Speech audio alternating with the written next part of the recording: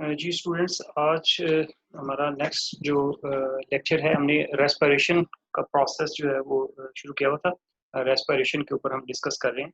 तो इससे पहले हमने रेस्पिरेशन को डिफाइन किया और रेस्पिरेशन के बारे में पढ़ा कि रेस्पिरेशन क्या होती है, जिसके अंदर हमने अपने पिछले प्रीवियस लेक्चर के अंदर रेस्पिरेशन के बारे में इसका इंट्रोडक्शन पढ़ा कि when we burn a fuel, that it utilize the oxygen and yield energy in the form of light, heat, etc. So in this burning process, oxygen is used to break the hydrogen carbon hydrogen bonds presence in the fuel molecules. So in the same way, organisms utilize oxygen for the breakdown of carbon hydrogen bonds presence in the food in their cells. So this breakdown yield energy is transferred into ATP. So during whole the process of respiration, the carbon hydrogen bonds are broken by the oxidation reduction reaction. So carbon dioxide and water is also produced, and this process cellular energy yielding process जो है, इसको हमने respiration का नाम दिया। फिर उसके बाद हमने आगे इसके पढ़ा कि ये जो रेस्पिरेशन है, ये दो तरह की होती है, एरोबिक रेस्पिरेशन और एनएरोबिक रेस्पिरेशन। तो पिछले लेक्चर के अंदर हमने एनएरोबिक रेस्पिरेशन को डिटेल के साथ डिस्कस किया, और आज का जो हमारा टॉपिक है, इसमें हम एरोबिक रेस्पिरेशन को डिटेल के साथ पढ़ेंगे। तो एरोबिक रेस्पिरेशन जो है, that is the most common respiration that occur in all kind of organisms. Humans के अंदर भी होती है, एनिमल्स के अंदर भी होती है, प्लांट्स के अंदर भी ये एरोबिक रेस्पिरेशन होती है, जिसके अंदर जो है ये जितने भी ऑर्गेनिजम्स हैं, ये ऑक्सीजन की प्रेजेंस में ग्लूकोज मॉलिक्यूल को ब्रेक डाउन करते हैं। तो सबसे पहले हम इसको जरा प्रॉपर इसकी डेफिनेशन देख लेते हैं एरोबिक रेस्पिरेशन की। तो release of relatively large amount of energy in the cells by breakdown of food substance in the presence of oxygen. तो इसको हम एरोबिक रेस्पिरेशन कहते हैं। तो पिछले लेक्चर में भी हमने पढ़ा कि एक ग्लूकोज मॉलिक्यूल जब उसको ब्रोकन करते हैं उसको, तो उसमें 30 एक ग्लूकोज मॉलिक्यूल के अंदर 38 एटीपीज मौजूद होते हैं, और जब ये ब्रोकन होता है तो इसमें नेट अमाउंट ऑफ 36 एटीपीज जो हैं वो प्रोड्यूस होते हैं। 2 एटीपीज इस सारे प्रोसेस के अंदर जो है वो कंज्यूम हो जाते हैं। तो 36 ATPs lot amount of energy contains lot amount of energy, ये हम पिछले लेक्चर के अंदर डिटेल के साथ पढ़ चुके हैं। तो एरोबिक रेस्पिरेशन जो है, इसमें मैक्सिमम अमाउंट ऑफ एनर्जी जो है वो रिलीज होती है। So in the presence of oxygen, complete oxidation of glucose occurs with maximum release of energy.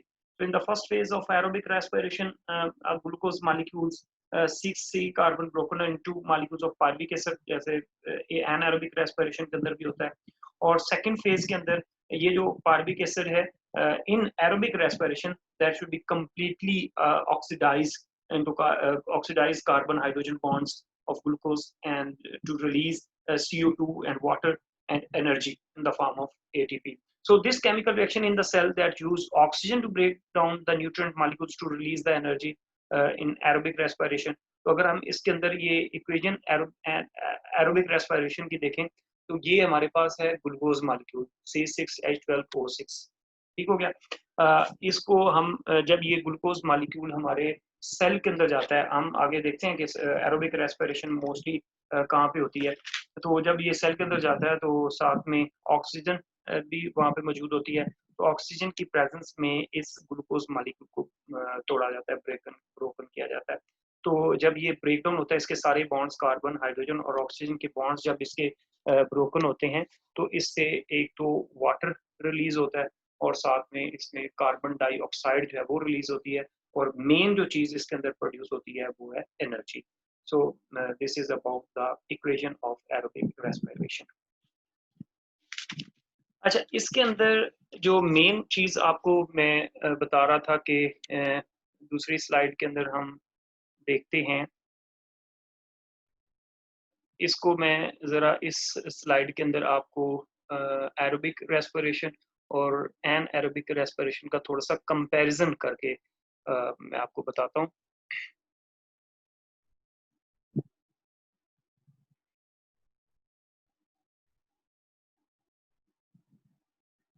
ये स्लाइड हमारे सामने आती है, तो हम इसको मजीद जी ये हम इसको इस तरीके से देखते हैं। इसमें ये जो ऊपर वाला है ये एनाएरोबिक रेस्पिरेशन है। इसमें आप देखें कि ये ग्लूकोज मॉलिक्यूल है, ये इसकी ग्लाइकोलाइसिस होती है एनाएरोबिकली, तो ये ग्लूकोज मॉलिक्यूल जो है वो ब्रेकन डाउन होता है इन पायरुविक एसिड। तो पायरुविक एसिड में जब ग्लूकोज मॉलिक्यूल ब्रेक डाउन होता है तो इससे 2 एटीपीज़ प्रोड्यूस होते हैं। अब ये जो पायरुविक एसिड है, क्योंकि आगे मज़ीद तो ऑक्सीजन होती नहीं है कि वो ग्लूकोज मॉलिक्यूल्स को ब्रेक डाउन कर सके। तो ये पायरुविक एसिड जो है in the absence of oxygen ये कन्वर्ट हो जाता है लैक्टिक एसिड के अंदर, एनिमल्स के अंदर, और एथेनॉल वगैरह के अंदर ये कन्वर्ट होता है lactic acid in the yeast. तो इस पूरे अमल को हम एनाएरोबिक रेस्पिरेशन कहते हैं, और इसमें आप देख सकते हैं कि जस्ट 2 एटीपीज प्रोड्यूस हो रहे हैं, वो भी इस स्टेज में जब ग्लूकोज मॉलिक्यूल जो है वो पायरुविक एसिड के अंदर कन्वर्ट होता है। अच्छा, जो कि ये है एरोबिक रेस्पिरेशन जिसको भी हम डिस्कस करें, इसका मैं आपको ओवरऑल व्यू बता रहा हूँ एरोबिक रेस्पिरेशन का, कि इसमें कौन-कौन से फेजेस इन्वॉल्व होते हैं। बाकी हर फेज को ये याद रखें कि मैकेनिज्म जो है एरोबिक रेस्पिरेशन का ये that consist of series of complex of reactions. ये कोई एक उस पे मुश्तमिल नहीं होता कि एक सिंपली जो है वो ग्लूकोज मॉलिक्यूल जो है वो सारा कंप्लीट ब्रेकडाउन हो जाता है। इसमें बहुत सारे एंजाइम्स रोल प्ले करते हैं, और इसके अंदर डिफरेंट स्टेप्स हैं, डिफरेंट स्टेजेस हैं, फेजेस हैं, जिनके अंदर ये ग्लूकोज मॉलिक्यूल जो है वो मुकम्मल तौर पे ब्रेक डाउन होता है, और तब जाके ये हमारे पास 36 एटीपीज जो है वो प्रोड्यूस होते हैं। तो ये पहला जो फेज है ये दोनों के लिए सेम है, एनारोबिक के लिए भी और एरोबिक रेस्पिरेशन के लिए भी, कि जिसमें ग्लूकोज मॉलिक्यूल जो है उसके C6 कार्बन जो है वो C3 कार्बन के अंदर ब्रेक डाउन होते हैं, और उससे 2 पायरुविक एसिड जो है वो बन जाते हैं। तो इसको हम ग्लाइकोलाइसिस कहते हैं। अच्छा, अब यहाँ पे डिफरेंस ये है कि ये जो पायरुविक एसिड है ये ऑक्सीजन की प्रेजेंस में आगे मजीद जो रिमेनिंग ग्लूकोज के जो कार्बन हाइड्रोजन के बॉन्ड्स हैं ये उनको ब्रेक डाउन करता है। तो वो मजीद जो फर्दर उनकी ऑक्सीडेशन रिडक्शन है ग्लूकोज मॉलिक्यूल्स की, वो डिफरेंट स्टेप्स के अंदर होती है। सबसे पहले तो ये ग्लाइकोलाइसिस स्टेप है, उसके बाद फिर ये क्रेब्स साइकिल है, फिर ऑक्सीडेटिव फास्फोरिलेशन जिसको हम इलेक्ट्रॉन ट्रांसपोर्ट चेन कहते हैं। तो इन स्टेप्स से होते हुए ग्लूकोज मॉलिक्यूल जो है वो कंप्लीटली ब्रेक डाउन होता है, जिससे फिर 36 एटीपीज प्रोड्यूस होते हैं हमारे पास। ठीक है, तो ये एक जनरल मैं आपको एरोबिक रेस्पिरेशन का कंपैरिजन बता रहा हूँ with respect to anaerobic respiration. अच्छा, जैसा कि मैंने बताया कि इसकी जो मोस्टली ये जो एरोबिक रेस्पिरेशन है सेल के अंदर जो इसकी मोस्ट फेवरेबल प्लेस है जहाँ पे ये रिएक्शन साइट जिसे हम कह सकते हैं, या जहाँ पे ये रिएक्शन होता है वो ये माइटोकॉन्ड्रिया है। तो माइटोकॉन्ड्रिया का रोल जो है एरोबिक रेस्पिरेशन के अंदर, that is very very important role, जिसको भी हम डिटेल के साथ यहाँ पे पढ़ेंगे कि माइटोकॉन्ड्रिया का क्या रोल है एरोबिक रेस्पिरेशन के अंदर। सबसे पहले ये माइटोकॉन्ड्रिया, इसको हमने सेल वाला जो चैप्टर था उसके अंदर हमने पढ़ा है कि माइटोकॉन्ड्रिया जो है ये एक बहुत ही इंपॉर्टेंट सेलुलर ऑर्गेनेली है, जो कि हर किस्म के यूकेरियोट सेल्स, चाहे वो प्लांट्स का सेल हो, एनिमल का सेल हो, वहाँ पे ये मौजूद होती है। तो बेसिकली माइटोकॉन्ड्रिया को हम power house of the cell भी कहते हैं। तो इसका मेन फंक्शन ही सेल को पावर या एनर्जी प्रोवाइड करना होता है। तो ये कैसे एनर्जी प्रोवाइड करता है? तो ये मेन यही है कि ये जो अभी हमने डेफिनेशन में पढ़ा कि जो मोस्ट कॉमन फ्यूल है एनिमल्स के अंदर, ऑर्गेनिज्म के अंदर, जो कि एनर्जी जिससे रिलीज होती है वो ग्लूकोज है। तो ग्लूकोज मॉलिक्यूल जो है वो इस माइटोकॉन्ड्रिया की जो स्ट्रक्चर है इसके अंदर आता है, और वहाँ पे ये ऑक्सीजन भी पहुंचती है। तो वहाँ पे ये इसको ब्रोकन डाउन करके जिसमें हमने पीछे जो 3 स्टेप्स पढ़े, जिसमें ग्लाइकोलाइसिस है, क्रेब्स साइकिल है, इलेक्ट्रॉन ट्रांसपोर्ट चेन है, ये सारे प्रोसेस इन्वॉल्व होते हैं। ये सीरीज ऑफ केमिकल रिएक्शंस हैं जिनको हम अलग-अलग डिटेल के साथ जो है वो हम देखेंगे, डिस्कस करेंगे। तो ये सारे रिएक्शंस जो हैं यहाँ पे ये परफॉर्म होते हैं, और तब जाके ये ग्लूकोज मॉलिक्यूल जो है वो कंप्लीटली ब्रेक डाउन होता है, और उससे फिर एनर्जी रिलीज होती है। एनीवेज, इस डायग्राम में आपको बताने का मकसद ये है कि ये जो माइटोकॉन्ड्रिया है दैट इज द प्लेस जहाँ पे ये एरोबिक रेस्पिरेशन होती है। थोड़ी सी हम इसकी स्ट्रक्चर पे नजर डालते हैं कि किस तरीके से ये सूटेबल स्ट्रक्चर है फॉर दिस प्रोसेस। तो माइटोकॉन्ड्रिया जो है ये डबल ऑर्गेनेली, ये इसकी डबल मेम्ब्रेन होती है। ये सबसे आउटर मेम्ब्रेन आप देख सकते हैं जिसको हम स्मूथ मेम्ब्रेन कहते हैं। ठीक है, ये सबसे आउटर मेम्ब्रेन जो है दैट इज स्मूथ मेम्ब्रेन, और इसके बाद ये इनर मेम्ब्रेन आपको नजर आ रही है, और ये इन फोल्डिंग फॉर्म्स में होती है। ये जो इस तरीके से ऊपर नीचे ये इन फोल्डिंग फॉर्म है जिसको हम क्रिस्टाई कहते हैं। ये जो स्ट्रक्चर है जिसमें ये एक दूसरे के साथ ऐसे इनफोल्डिंग फॉर्म में होती है, इसको क्रिस्टल कहते हैं और ये इसका इनर मेम्ब्रेन कहलाता है। अच्छा, इसके अंदर आपको ये ब्लू कलर में फ्लूइड मटेरियल नजर आ रहा है, ठीक है, जहाँ ये ऑलमोस्ट इसकी कंपोजिशन जैसे साइटोप्लाज्म के अंदर होता है, वाटर होते हैं, मुख्तलिफ किस्म के एंजाइम्स होते हैं, प्रोटीन्स होते हैं, तो यहाँ पे भी इस तरह की ये चीज़ें मौजूद होती हैं। तो इसको हम माइटोकॉन्ड्रियल मैट्रिक्स कहते हैं, that is known as mitochondrial matrix. तो ये वो मैट्रिक्स जो है ये इसको अंदर जो है सेल सरफेस एरिया भी प्रोवाइड करता है और साथ में ये जो रिएक्शन प्लेस है एरोबिक रेस्पिरेशन की वो भी यहाँ पे होती है। उसके अलावा आप इनके दरमियान में आप स्पेस भी देख रहे हैं, आउटर मेम्ब्रेन और इनर मेम्ब्रेन के दरमियान, जिसे हम इंटर मेम्ब्रेन स्पेस कहते हैं, ठीक है। तो ये मोस्ट फेवरेबल ऑर्गेनेली है जहाँ पे ये एरोबिक रेस्पिरेशन जो है वो होती है। अच्छा, एरोबिक रेस्पिरेशन का अगर हम इसकी स्टेजेस या इसके जनरली एक मैकेनिज्म की तरफ जाएं तो ये मैं आपके सामने रखता हूँ। तो ये जो प्रोसेस है एरोबिक रेस्पिरेशन का, that involves complex series of reactions. जैसे मैंने बताया कि ये नहीं है कि सिंपली एक ही रिएक्शन के अंदर जो है वो ये प्रोसेस मुकम्मल हो जाता है, बल्कि इसके अंदर सीरीज ऑफ केमिकल रिएक्शंस जो है वो इन्वॉल्व होते हैं। और for the study of all the reactions of glucose oxidation we will go into the mechanism of aerobic respiration। तो इन सारे रिएक्शंस की ये आप देख सकते हैं, जैसे ये ग्लूकोज है, ग्लूकोज में ग्लूकोज ब्रेकडाउन होता है, पायरुवेट्स बनते हैं, जैसे 2 एटीपीज बनते हैं। उसके बाद ये पायरुवेट्स जो है ये एसिटाइल कोएंजाइम के अंदर कन्वर्ट हो जाता है, ये एक फेज है।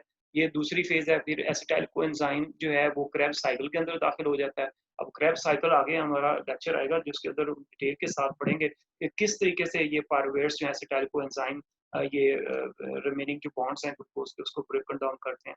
तो ग्लाइकोलाइसिस के अंदर 2 एटीपीज प्रोड्यूस हो रहे हैं, क्रेब्स साइकिल के अंदर 2 एटीपीज प्रोड्यूस हो रहे हैं और फिर ये यहाँ से फिर ये नेक्स्ट उसमें चला जाता है जिसको हम इलेक्ट्रॉन ट्रांसपोर्ट चेन केमियोस्मोसिस भी कहते हैं। तो यहाँ पे 32 एटीपीज प्रोड्यूस हो रहे हैं। तो इसका जनरली अगर मैं मैकेनिज्म बताऊं, अगर हम इसको वैसे ये एरोबिक रेस्पिरेशन एक कंटिन्यूस प्रोसेस है, ये आपने याद रखना है, ये कंटिन्यूस प्रोसेस है, लेकिन हम इसको अपनी आसानी के लिए, कन्वीनियंट के लिए हम इसको 3 फेजेस के अंदर जो है वो तकसीम कर सकते हैं। 3 मेन स्टेजेस जो है हम इसको डिस्कस कर सकते हैं, जिनकी एक्सप्लेनेशन आगे डिटेल के साथ आएगी। यहाँ पे मैं जनरली आपको इसके बारे में बता देता हूँ। जैसे ग्लाइकोलाइसिस है, ये वाला पोर्शन, ये जो ग्लाइकोलाइसिस है, ये सारा ये जो हिस्सा है, ये ग्लाइकोलाइसिस जो है वो आमतौर पर साइटोप्लाज्म के अंदर होता है, यानी ये माइटोकॉन्ड्रिया जो पीछे हमने पढ़ा था ये वहाँ नहीं होता। ये पहला फेज है जो कि साइटोप्लाज्म के अंदर ही हो जाता है। सेल की जो इनर सरफेस एरिया है, जेली लाइक मटेरियल साइटोप्लाज्म वहाँ पे होता है और इस प्रोसेस में ऑक्सीजन की इन्वॉल्वमेंट नहीं होती। There is no oxygen is required to convert this glucose into pyruvates, there is no need. तो इस वजह से ये जो प्रोसेस है, ये जो फेज है ग्लाइकोलाइसिस का, ये एनारोबिक रेस्पिरेशन के अंदर भी होता है और एरोबिक रेस्पिरेशन के अंदर भी होता है, ये दोनों में सेम है। और इस तरीके से अगर हम आगे आएँ तो अच्छा, इसमें ये जो प्रोसेस है, that is why that occur in both types of respiration, aerobic and anaerobic respiration. In glycolysis glucose 6 molecules is broken down into 2 molecules of pyruvic acid. ये 2 पायरुविक एसिड बनते हैं और पायरुविक एसिड C3 कार्बन को हम C3 carbon को हम pyruvates कहते हैं।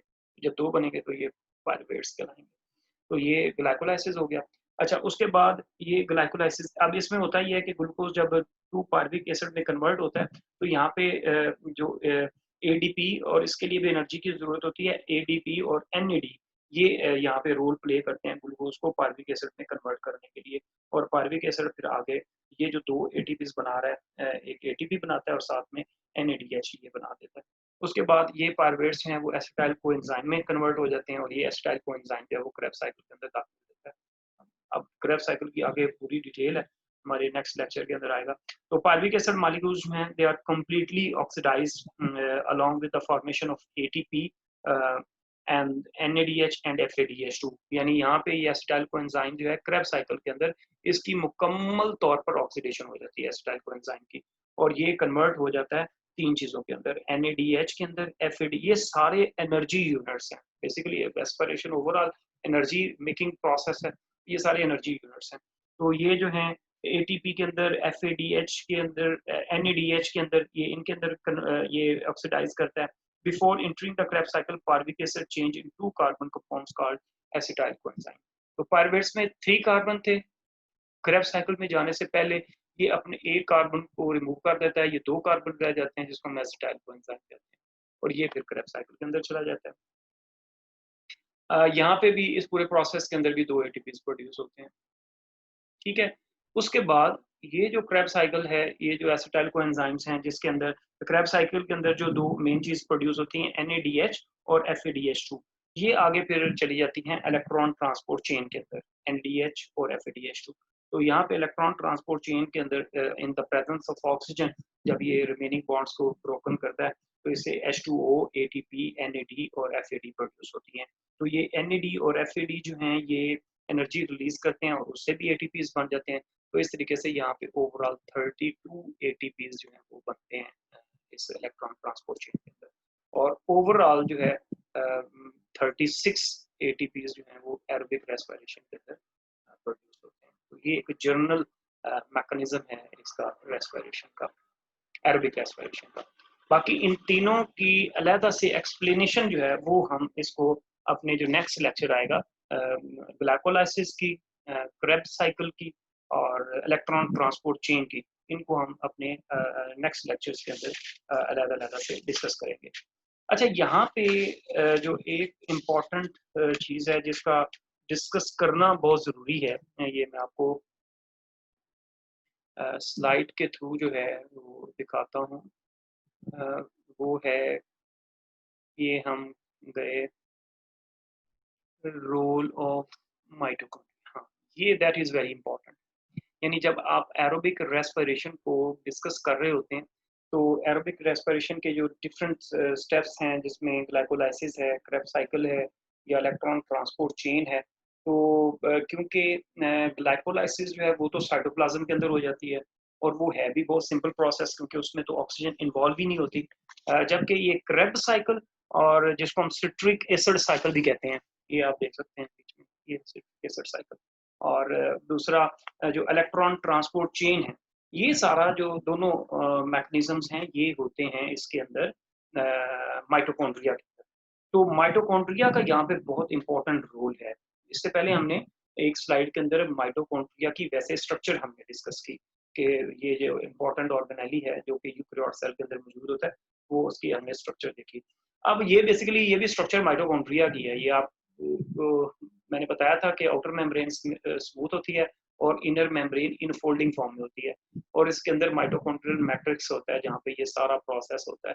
तो इसको हमने जब माइक्रोस्कोप के अंदर जरा बड़ा करके देखा कि यहाँ पे क्या कुछ हो रहा है, सबसे पहले तो मैं ये इस डायग्राम के अंदर क्या कुछ हो रहा है वो आपको बताता हूँ, फिर मैं इसका जो रोल है माइटोकॉन्ड्रिया का with respect to aerobic respiration, फिर मैं इसके बारे में डिस्कस करता हूँ। सबसे पहले ये देखें, ये पायरुवेट्स जो हैं जब ये इंटर होते हैं इस माइटोकॉन्ड्रिया के अंदर, और इधर से ये फैटी एसिड, अच्छा पायरुवेट्स जो हैं वो कन्वर्ट हो जाते हैं एसिटाइल कोएंजाइम के अंदर, एसिटाइल और इधर से ये फैटी एसिड्स भी, ये जो कोलेस्ट्रॉल्स हैं, फैटी एसिड्स हैं, लिपिड्स के जो फैट्स के जो स्मॉलर यूनिट्स हैं वो भी यहाँ पे आते हैं। इनको फर्दर कंडेंस किया जाता है, ब्रोकन डाउन होता है।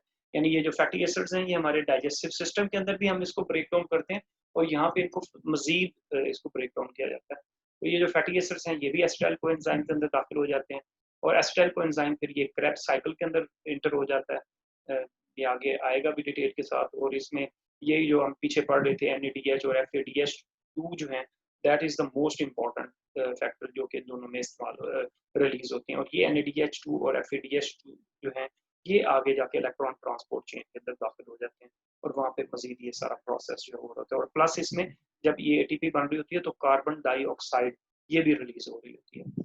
तो यहाँ पे मैं आपको माइटोकॉन्ड्रिया का जो रोल है with respect to aerobic respiration इसके बारे में जनरली थोड़ा सा बता देता हूँ। माइटोकॉन्ड्रिया जो है that is large granular filamentous organelle है जो कि distribute throughout the cytoplasm of animal and plant cell. तो ये क्योंकि ये एनर्जी यील्डिंग प्रोसेस है, power house of the cell भी इसे हम कहते हैं, तो ये साइटोप्लाज्म के अंदर चाहे प्लांट सेल है एनिमल सेल है तो ये थ्रू आउट साइटोप्लाज्म वहाँ पे मौजूद होता है। तो माइटोकॉन्ड्रिया जो है ये soya sauce shaped organelle that is constructed for outer enclosing membrane, यानी जैसे हम इसकी वो स्ट्रक्चर के बारे में बता चुके हैं, ये डबल मेम्ब्रेन पर मुश्तमिल होता है। आउटर मेम्ब्रेन स्मूथ होती है और इनर मेम्ब्रेन इस तरीके से इनफोल्डिंग फॉर्म में होती है, जिसको हम क्रिस्टल कहते हैं।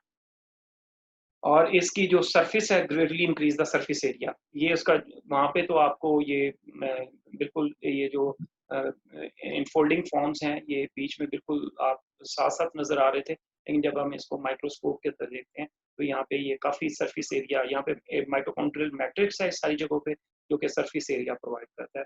तो माइटोकॉन्ड्रिया जो है that play very important role in cellular respiration by transferring the energy of organic molecule to chemical bonds of ATP. तो माइटोकॉन्ड्रिया का बहुत अहम रोल है कि ये ऑर्गेनिक कंपाउंड्स यानी ग्लूकोज कार्बोहाइड्रेट्स इसको ये एनर्जी के अंदर कन्वर्ट करता है और खासतौर पे एनर्जी की जो फॉर्म है एटीपी उसके अंदर कन्वर्ट करता है। और इसके अंदर जो है वो मुख्तलिफ एंजाइम्स जो हैं को एंजाइम्स वो मौजूद होते हैं क्योंकि ये एक बायोकेमिकल प्रोसेस है। तो इस यानी ऑक्सीडेशन रिडक्शन का प्रोसेस है, तो इसकी कन्वर्जन में इस प्रोसेस के अंदर जो है बहुत सारे एंजाइम्स जो हैं वो रोल प्ले करते हैं।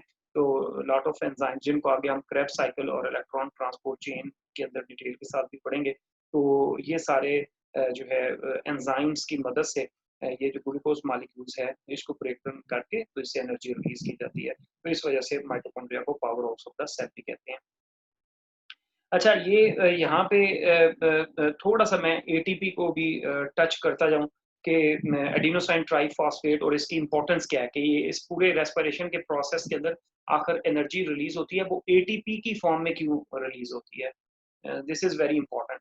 एडिनोसाइन ट्राइफॉस्फेट जिसको एब्रीवेटेड एटीपी कहा जाता है, तो ये common found in every living cells. ये बैक्टीरिया के अंदर भी एनर्जी एटीपी की फॉर्म में प्रोड्यूस होती है, एनिमल्स के अंदर भी, प्लांट्स के अंदर भी, जितने भी मोस्टली लिविंग ऑर्गेनिजम्स हैं, चाहे यूकैरियोट सेल्स हैं, प्रोकैरियोट सेल्स हैं, उनके यूनिसेलुलर हैं, मल्टी सेलुलर हैं, सब के अंदर जो कॉमन एनर्जी फ्यूल है वो एटीपी है। तो एक तो इसकी इंपॉर्टेंस ये भी है। दूसरा, it play key role in the most biological energy transformation, that's why it's known as energy currency unit. यानी ये जो एटीपी यहाँ पे प्रोड्यूस होता है जिसको हमने बहुत दफा बार बार जिक्र कर रहे हैं, इसके अंदर इसकी जो स्ट्रक्चर है उसमें एक उसकी करेक्टरिस्टिक्स ये है कि ये एनर्जी ट्रांसफॉर्मिंग प्रोसेस के अंदर भी इस्तेमाल होता है। यानी क्या एनर्जी ट्रांसफॉर्मिंग प्रोसेस क्या है कि ये एनर्जी को स्टोर भी कर लेता है और एनर्जी को रिलीज भी कर लेता है। यानी ये दोनों चीजें जो हैं वो इसके अंदर होती हैं। जैसा कि हमने वो पढ़ा हुआ है कि जब फॉस्फेट मॉलिक्यूल्स ब्रेकन डाउन होते हैं, ये स्लाइड में मैं आपको दिखाता हूँ एटीपी के हवाले से।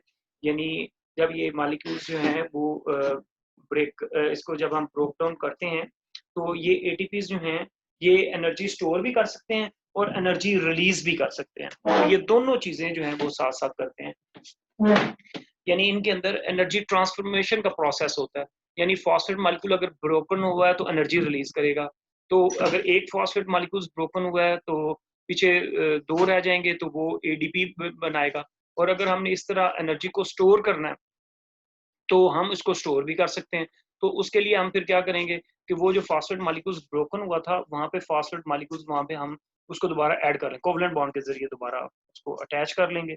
तो इसलिए एटीपी जो है ये एक कॉमन एनर्जी करेंसी यूनिट है जो कि हर किस्म के सेल के अंदर, चाहे वो बैक्टीरियल सेल है, एनिमल सेल है, तो इसके अंदर प्रोड्यूस होता है।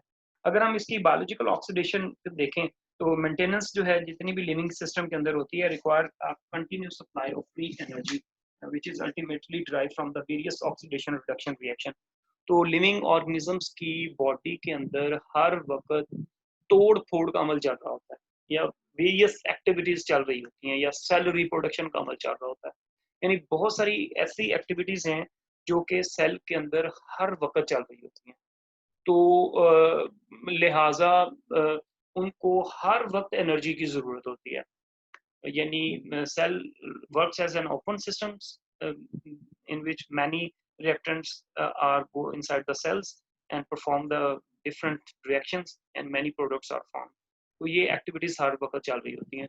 तो ये एटीपी इसलिए यहाँ पे ज़्यादा इम्पोर्टेंट है, जैसे कि अभी हमने ज़िक्र किया कि ट्रांसफॉर्मेशन में ये एनर्जी स्टोर करने में और एनर्जी रिलीज़ करने में, दोनों में इसके बहुत इम्पोर्टेंट रोल होता है। तो अगर कोई किसी सेल का ब्रोकन डाउन चल रहा है, उसकी अगर वो डिस्ट्रॉय हो रहा है या कोई न्यू सेल्स बन रहे हैं, तो ये एटीपी जो है वो वहाँ पे मौजूद होगा, जो कि रेस्पिरेशन का प्रोडक्ट है। तो ये वहाँ पे एनर्जी जहाँ पे जिसको जिस एक्टिविटी के लिए भी एनर्जी की ज़रूरत होगी, तो ये वहाँ पे उसको प्रोवाइड करेगा। So ultimately source of energy cell के अंदर एटीपी की फॉर्म में होता है, except for the photosynthetic and some bacterial chemosynthetic process which are themselves oxidation reduction reactions. All other cells dependently ultimately for the supply of free energy on oxidation reaction in respiratory process. वो ये कह रहा है कि सिवाय कुछ bacteria के बाकी जितने भी सेल्स हैं किसी भी लिविंग ऑर्गेनिजम्स के, तो उन सब की जो डिपेंडेंसी है वो इसके ऊपर होती है, एटीपी के अंदर एनर्जी के ऊपर होती है, और ये एनर्जी जो है वो एटीपी के थ्रू आती है, और ये एटीपी जो है वो फिर जो मेन हमारा एरोबिक रेस्पिरेशन है, इसके थ्रू हम इसको देख सकते हैं।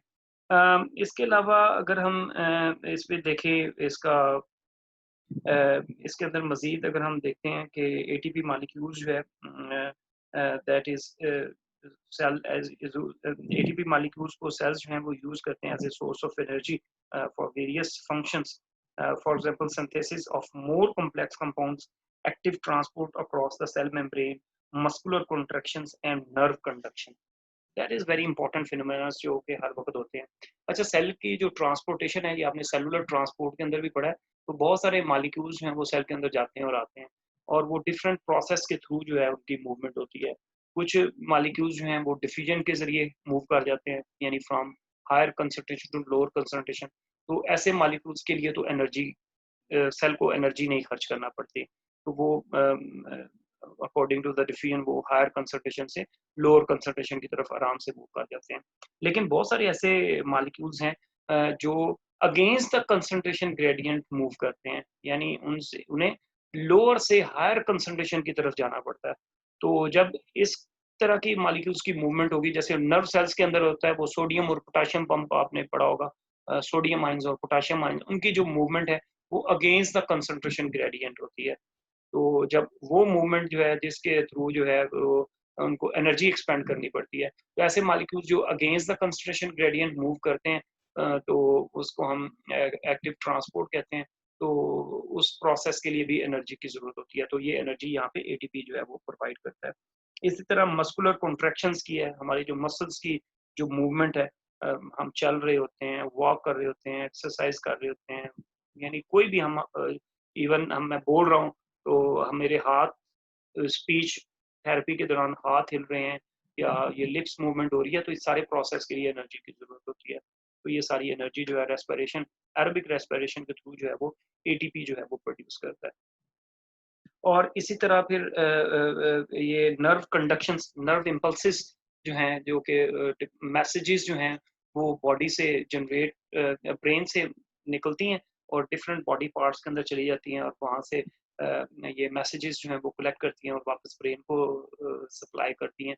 तो फिर यानी हमारी जो बॉडी पार्ट्स हैं, ये जो सेल्स हैं, वो किसी भी स्टिमुलस के अगेंस्ट जो उन्होंने रिस्पॉन्स करना है, कोई भी स्टिमुलस आएगा, स्टिमुलस कहते हैं change, external internal any kind of change, जो कि उसको रिस्पॉन्स करेगा ब्रेन, और ब्रेन उनको ऑर्डर करेगा इम्पल्स के मोटर न्यूरॉन्स के जरिए।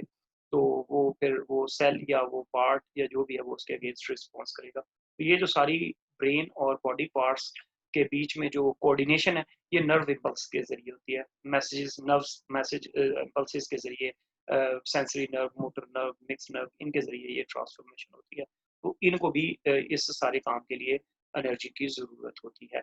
तो इस तरीके से ये सारा प्रोसेस जो है एरोबिक रेस्पिरेशन का, दैट इज़ वेरी इंपॉर्टेंट, जिसके अंदर जो है ये हम एनर्जी हमारे बॉडी के सेल्स जो हैं वो प्रोड्यूस करते रहते हैं, और फिर उस एनर्जी को फिर हम आगे यूटिलाइज कर लेते हैं। तो this is about the journal idea of aerobic respiration.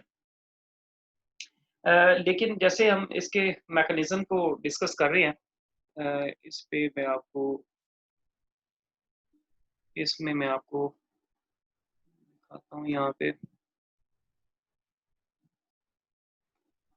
जैसे ये आप इस डायग्राम के अंदर देखते हैं कि चाहे वो ग्लूकोज से ग्लाइकोलाइसिस बनने का अमल है, या फिर आगे ग्लाइकोलाइसिस से क्रेब्स साइकिल का स्टेप है, या क्रेब्स साइकिल से आगे फिर ऑक्सीडेटिव फॉस्फोरिलेशन, या जिसको हम इलेक्ट्रॉन ट्रांसपोर्ट चेन कहते हैं।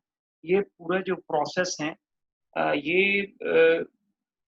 ये सीरीज ऑफ कम्प्लेक्स रिएक्शंस पर मुश्तमिल होते हैं। तो ये एक ग्लूकोज मालिक्यूल जो है वो इन सारे स्टेप्स से होता हुआ जाके वो ब्रेक डाउन होता है, और तब जाके उसके अंदर जो है वो एनर्जी जो है वो ग्लूकोज मालिक्यूल से हम 36 एटीपीज जो है एनर्जी प्रोड्यूस कर सकते हैं। तो इन सारे स्टेप्स को हम बारी बारी अपने अगले लेक्चर्स के अंदर डिस्कस करेंगे। जैसे सबसे पहला ग्लाइकोलाइसिस है, that is very important step. तो ग्लाइकोलाइसिस के अंदर किस तरीके से हम वो यहाँ पे तो हमने सिंपली ये पढ़ा ना कि ग्लूकोज मालिक्यूल जो है इसके जो C6 कार्बन है वो C3 यानी 2 पायरुविक एसिड के अंदर कन्वर्ट हो जाते हैं, but it's not a very simple process. ये दो फेजेस पर मुश्तमिल होता है, प्रेपरेटरी फेज और ऑक्सीडेटिव फेज, और उसके अंदर भी ए सीरीज ऑफ रिएक्शंस इन्वॉल्व होते हैं, और उसके अंदर मुख्तलिफ किस्म के एंजाइम्स कन्वर्ट होते हैं जिसको हम अपने अगले लेक्चर के अंदर डिस्कस करेंगे। तो इसी तरह जो क्रेब साइकिल है, क्रेब साइकिल जो है also is not very simple phase. ये भी दो फेजेस पर मुश्तमिल होता है, दो फेजेस में हम इसको डिवाइड करते हैं, प्रेपरेटरी फेज जो कि पायरुविक एसिड ऑक्सीडेशन कहलाता है, और साइक्लिक फेज जिसको हम सिट्रिक एसिड या सिट्रिक एसिड साइकिल या क्रेब साइकिल के नाम से जानते हैं। और इस तरह तीसरा जो फेज है वो है ऑक्सीडेटिव फॉस्फोरिलेशन जिसको हम इलेक्ट्रॉन ट्रांसपोर्ट चेन के नाम से भी जानते हैं।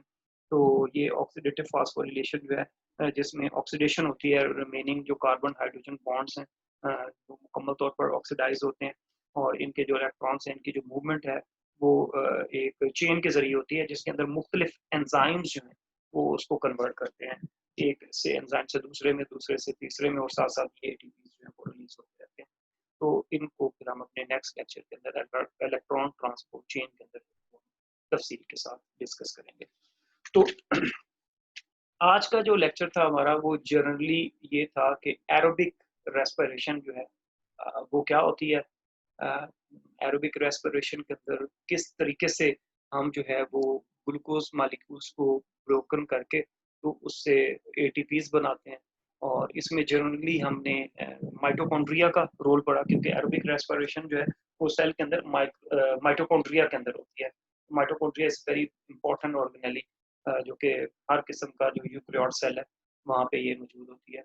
वो वहाँ हमने माइटोकॉन्ड्रिया की स्ट्रक्चर भी पढ़ी, और फिर ये रेस्पिरेटरी प्रोसेस जो है इसको भी हमने देखा कि किस तरीके से ये ब्रेक डाउन करता है।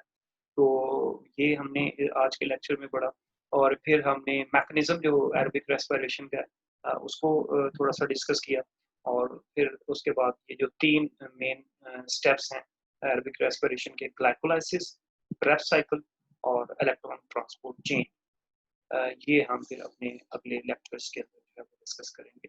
तो एरोबिक रेस्पिरेशन के हवाले से आज का लेक्चर जो है वो मैं यहाँ तक रख रहा हूँ। ओके जी, थैंक यू।